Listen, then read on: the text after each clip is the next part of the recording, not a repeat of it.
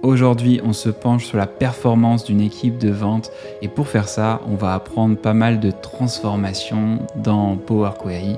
Ça risque d'être très enrichissant pour vous si vous voulez progresser sur Power BI. Comme d'habitude, je vous encourage à récupérer les données pour ce projet et on attaque juste après ça.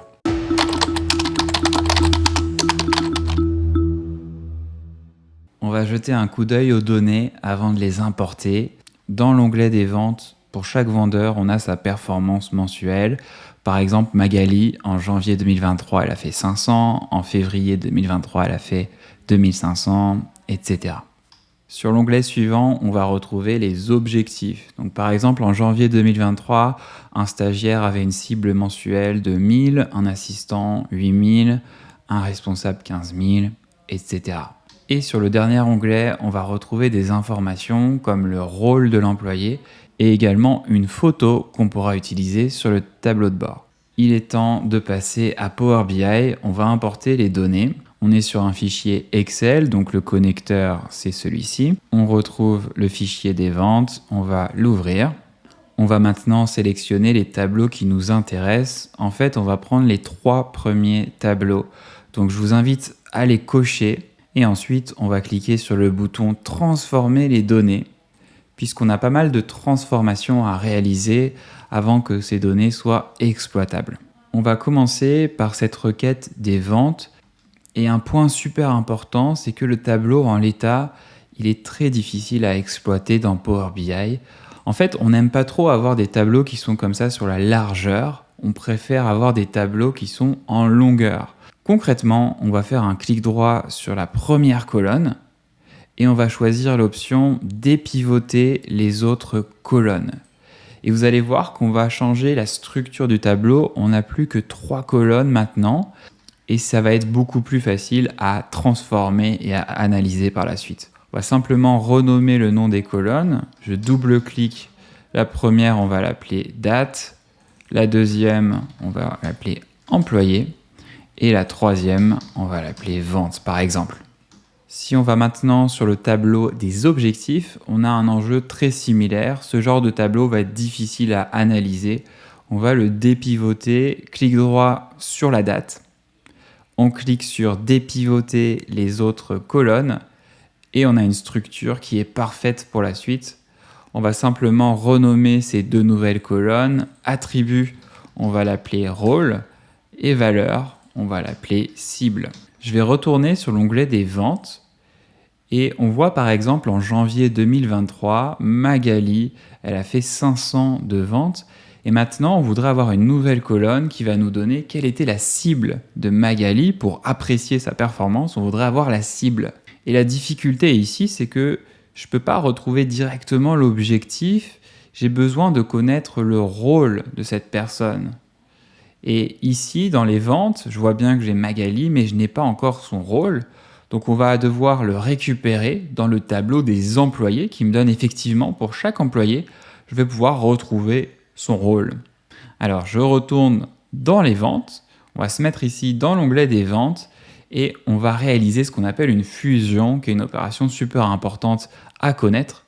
Donc en haut à droite de votre écran, quelque part dans le menu, vous devriez avoir cette option « Fusionner des requêtes ».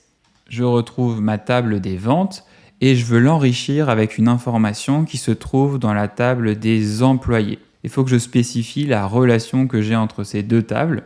Ici, c'est simplement le nom de l'employé. Donc je vais cliquer en haut sur « Employé » et je vais cliquer en bas sur « Employé ». Je vois en bas qu'il y a une validation. Power Query a l'air d'être content, donc on va valider. On clique sur OK. On retrouve bien une nouvelle colonne avec l'information de chaque employé et on va cliquer sur ce bouton ici avec les 2 flèches pour pouvoir récupérer l'information qui nous intéresse. L'employé, on n'en veut pas. La photo, on n'en veut pas. C'est principalement le rôle qui nous intéresse ici. On peut également décocher ici le préfixe. Et si vous validez avec ces options, on va retrouver pour chaque employé quel est son rôle, donc c'est parfait. Maintenant, je vais pouvoir ajouter une nouvelle colonne qui va être l'objectif de mon employé pour cette période. Et on va à nouveau fusionner. Tout en haut à droite, on va chercher l'option « Fusionner des requêtes ». Je retrouve mon tableau des ventes et je veux le fusionner cette fois-ci avec les objectifs. Et là, la difficulté, c'est que je dois utiliser 2 clés puisque, en fait, les objectifs, ils sont en fonction du rôle, mais aussi de la période. Alors, en haut, dans la table des ventes, on clique sur date. On va maintenir CTRL sur le clavier pour sélectionner également le rôle. Vous voyez, j'utilise 2 clés, non seulement la date, mais également le rôle dans la table des ventes. Et pareil dans les objectifs, je vais cliquer sur la date, je vais maintenir CTRL et je vais pouvoir sélectionner également le rôle ici. Et ça me permet de faire une fusion sur 2 critères. On peut valider. On retrouve une nouvelle information ici qu'on va venir déplier. Donc ce qui m'intéresse ici, c'est de conserver uniquement la cible. Je vais décocher les autres éléments. On peut voir par exemple que Magali, elle a fait 500 en janvier, elle devait faire 1000, donc elle est en dessous de sa cible. On a bien transformé les informations dont on a besoin. Allez, on va passer maintenant à la visualisation. On clique ici sur fermer et appliquer. Allez, on va se faire une première analyse de base dans employé. Pour rendre ça plus convivial, je voudrais utiliser la photo de mon employé. Donc je vais venir la cocher ici, la photo. Et par défaut, il ne va pas réussir à l'afficher parce que c'est une URL. Il faut qu'on clique sur la photo ici, le libellé, et qu'on catégorise la donnée en tant que URL d'image. Et là, ça devient très intéressant. J'ai la photo de l'employé. Maintenant, je vais aller dans la table des ventes. Je vais sélectionner le nom de l'employé. Je vais sélectionner son rôle, ses ventes et sa cible. Je vais venir renommer la colonne numéro 4, on peut l'appeler juste vente. La colonne numéro 5, on peut l'appeler juste cible par exemple. Et on voudrait ajouter finalement un indicateur qui va nous dire quelle est la performance de notre employé. Dans les ventes, on va faire un clic droit ici, on va créer une mesure, nouvelle mesure. Je vais appeler cette mesure la performance. Et on va faire simple, on va regarder les ventes de l'employé. Et on va soustraire l'objectif de l'employé. Donc on a appelé la cible, on va valider.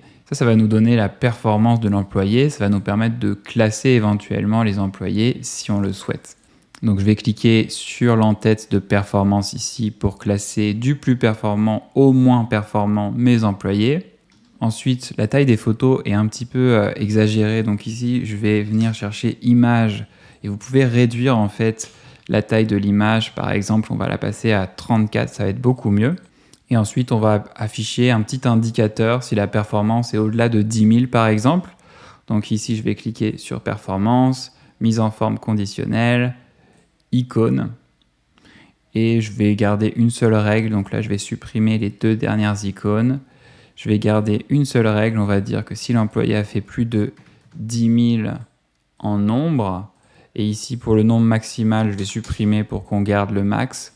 On va mettre un petit indicateur pour dire que l'employé a bien performé, par exemple. Bon, il y a pas mal d'autres choses qu'on pourrait faire pour analyser les ventes et pour afficher ça de façon encore plus impactante. Et justement, dites-moi en commentaire, est-ce qu'on poursuit ce cas pratique? Est-ce que vous voulez qu'on aille encore plus loin dans le tableau de bord et que je vous partage d'autres astuces? J'ai hâte de lire vos messages en commentaire, alors n'hésitez pas à écrire dès maintenant. Et je compte également sur vous pour liker la vidéo, pour vous abonner. Et je vous dis à la prochaine. Ciao!